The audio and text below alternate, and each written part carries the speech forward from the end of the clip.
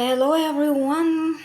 How are you? How are you today? Today is another haul vlog from Leilani Sirami.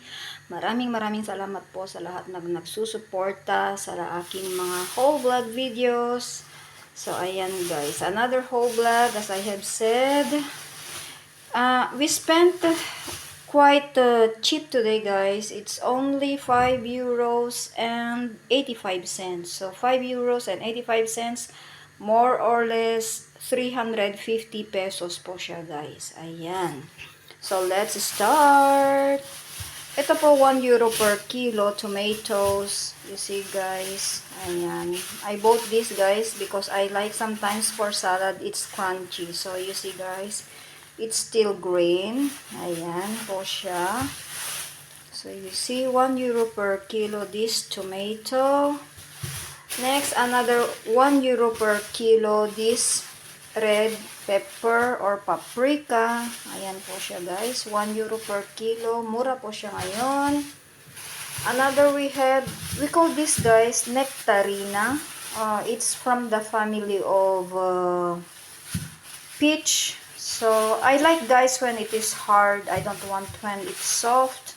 I want when I eat this one is crunchy. So, I prefer guys to buy this hard. Ayan.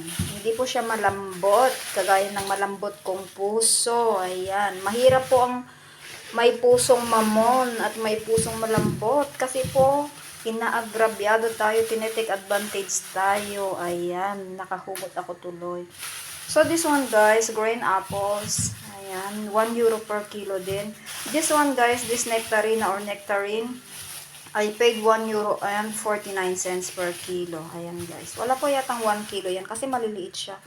And same through with the apple, it's 1 euro per kilo. I only took the small ones guys kasi mas okay siya. It's crunchy. Ayan, mas crunchy po kasi siya ngayon. Pwede siyang isawsaw sa apple cider. Ayan, maglalaway po yung mga magsasawsaw ng vinegar na mansanas. Eto na naman po tayo. They say guys that when you eat cucumber before the exams, this is good guys. Ewan po, very rich in potassium din daw po guys. So, it's good for summer. Ayan.